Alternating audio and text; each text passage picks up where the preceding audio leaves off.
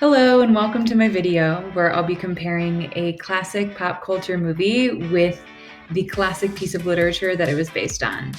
I feel like the 90s and early 2000s nostalgia is really strong right now, so I'm gonna dive into an early 2000s pop culture classic, She's the Man, starring Amanda Bynes and Channing Tatum, and is based on Shakespeare's The Twelfth Night.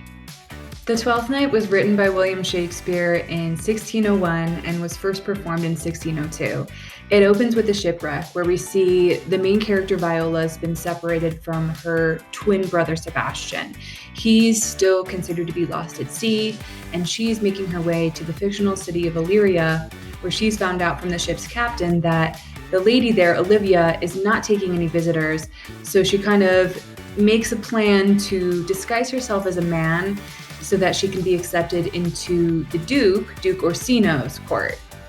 I can do this. I am a dude. I am a hunkin' dude. I'm a badass hunkin' dude. In She's the Man, released in 2006, we find Viola learning that the girls' soccer team at her high school has been cut and that she won't be allowed to try out for the boys' team, which she thinks is incredibly unfair. So she takes advantage of the fact that her twin brother Sebastian is ditching town to tour with his band and her divorced parents' miscommunication to take Sebastian's place at his new boarding school named Illyria, where she intends to try out for the boys' soccer team there. What are you gonna do about school? I was kinda hoping you could help me with that. Showed her a way out. Did you just like Pretend to be me. You want me to turn you into your brother? nobody in Illyria has even met Sebastian? They wouldn't know the difference. In both the classic play and the movie, a love triangle forms as Viola becomes extremely close to the Duke and begins to have feelings for him. Olivia begins to have romantic feelings for Viola, who is of course disguised as a man and going by the name Cesario. While Viola respects and I think loves Olivia as a friend, she does not have romantic feelings for her. And to make the triangle complete, Duke Orsino is completely enamored by Olivia. So while Viola is pining for the Duke, she does agree to help him win Olivia's affections. Olivia Lennox. Oh, you know her? Talked to her for like a second. About what? She gave you the nod. Yeah, she did a good one too. Yeah, she gives good nod. At some point, Sebastian does show up in Illyria, and the mistaken identity hijinks ensue.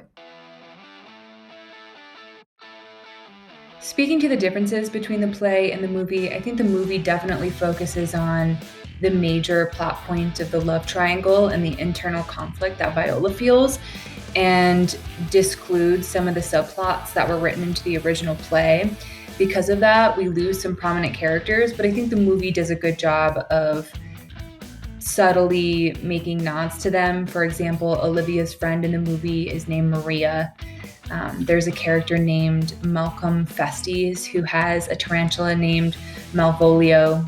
The character Monica in the movie does not show up in the original play. And what I would consider an important character in the original play, Ferdinand, does not appear in the movie. Also, in the play, Viola changes her name to Cesario, where in the movie, Viola simply changes her name to her brother's name, Sebastian. But they do make a cool reference to the name Cesario by naming that the local pizza joint where the teens hang out in.